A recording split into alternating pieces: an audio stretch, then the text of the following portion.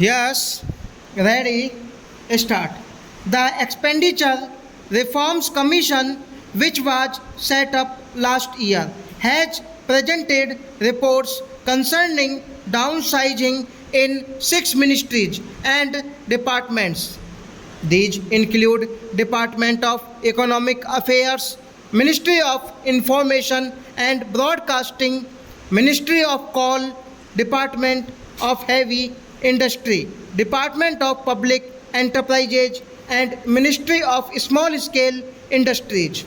Reports of the Commission concerning other departments will also be received within the next 6 months. These recommendations will be implemented by July 31, 2001 and identified surplus staff transferred to the surplus pool. Charity, it is said, must begin at home. I believe austerity too must begin at home. To lead by example based on the recommendation of the Expenditure Reforms Commission, I propose to abolish 3 secretary, special secretary level and 2 joint secretary level posts in the Department of Economic Affairs. This will be done in stages by 31 July. In addition, another 44 posts of directors and below will be abolished as against 31 recommended by the ERC. 1675 posts are being abolished in the currency and coinage division, which will be restructured and corporatized. The National Savings Organization is to be downsized from a level of 1191 staff to about 25. I have asked ERC to provide their recommendations in respect of the departments of revenue and expenditure also. I am confident that this will expedite the process of right sizing the establishments in all the ministries, departments of government. The Planning Commission has commenced the task of preparing the 10th plan. Given the severity of resource constraints, improvement in the quality of government spending is of the essence.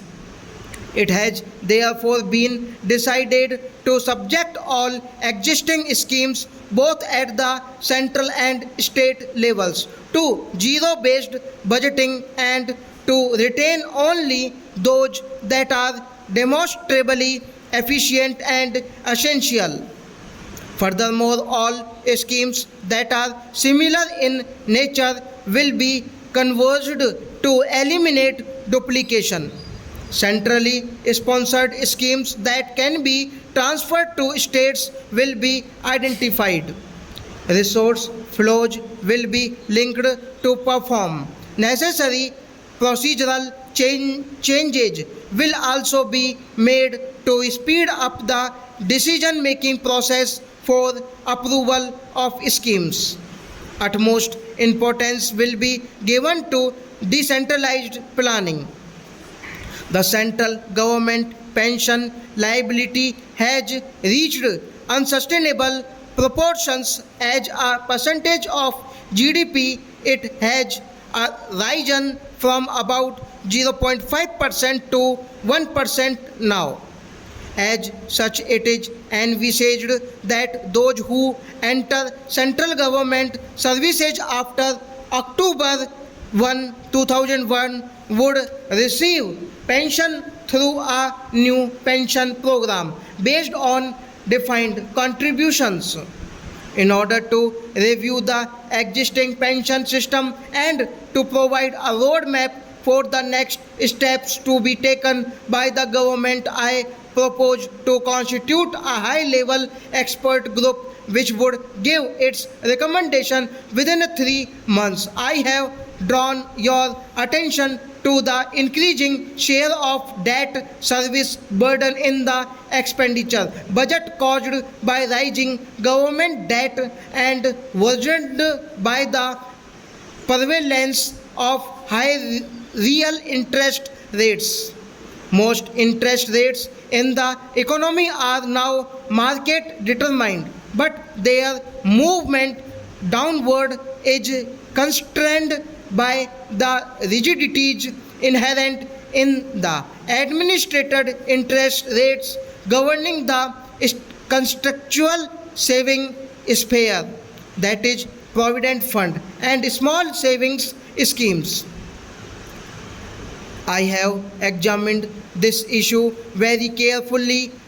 I find that the interest rates provided in all these schemes seldom exceeded consumer price inflation by more than 3% between 1980 and 1998. Since then, this difference has risen to 6 to 8%. Not only are such high real interest rates putting an unsustainable burden on both central and state governments, but the resulting high cost of capital is also inhibiting economic growth all round. I am therefore reducing most administered rates by 1.5% as of March 1, 2001.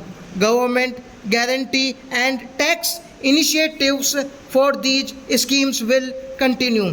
For the further, I propose to explore a better system for the determination of these rates. I propose to appoint an expert committee to provide recommendations on this issue.